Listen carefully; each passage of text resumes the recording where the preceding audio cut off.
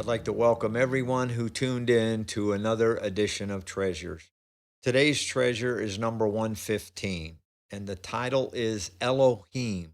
Who is Elohim? That's what we're going to find out in this treasure today. We're going to talk about something, the name Elohim, how important it is, and that every believer should know what the name Elohim means and what language it came from.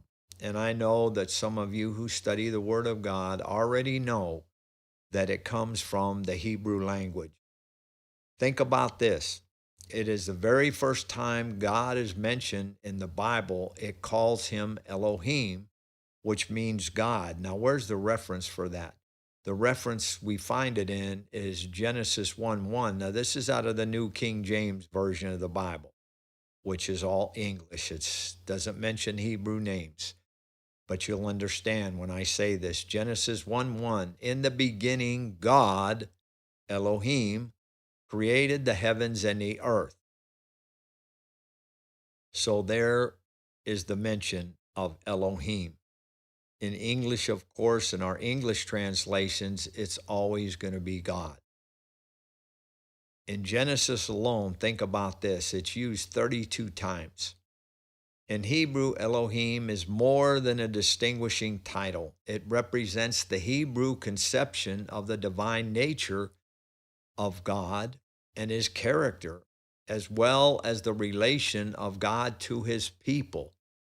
Now, we should have a deep one-on-one relation with Elohim and his son, Yeshua, Jesus.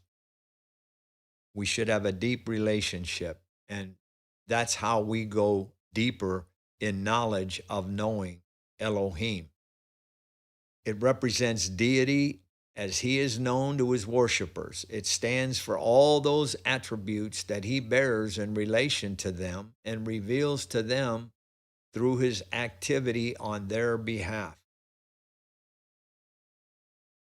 Treasure is that most believers will tell you, yeah, I know God. Yeah, I know God. Even atheists may say, I know God, in their minds because they think they know God. They don't have to know him anymore. They don't have to dig deeper. They don't have to study the Word of God. They know all about God. Well, if you believe that, I'm sorry, you're wrong.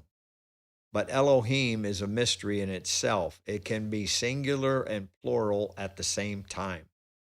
Think about what I just said. So we see there's always more of him to know, because in heaven we will see God. Think about that. Think about that promise. We will see God in heaven. Wow. There's always more to know about him. So again, we have eternity to learn more about God and his character and his attribute. While we're on this earth, think about what I'm going to say. We should make it our goal to dig deeper, find out more about the God Elohim we serve. Your goal should be to seek him, learn of him, go deeper, farther, study the word of God. Elohim will reveal more of himself. So, my brothers and sisters, I've been in many churches, and sometimes when I hear the pastor say, well, we serve the God of Abraham, Isaac, and Jacob, I could hear people in the church kind of talking low saying, wait a minute, that's the Jewish God.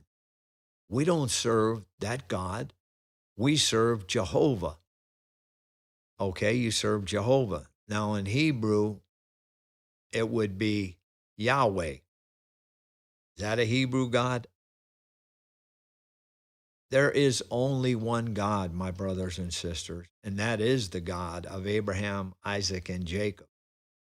There isn't a God for the Christian church and a God for the Jewish people. It's one God. And in today, the teaching I just taught you, we're talking about the name Elohim. I didn't have time to go into his other names, but he has many other names in the Hebrew language. So I hope this teaching has helped you, gave you more knowledge. And until we meet again, may the Lord bless you and keep you in 2024.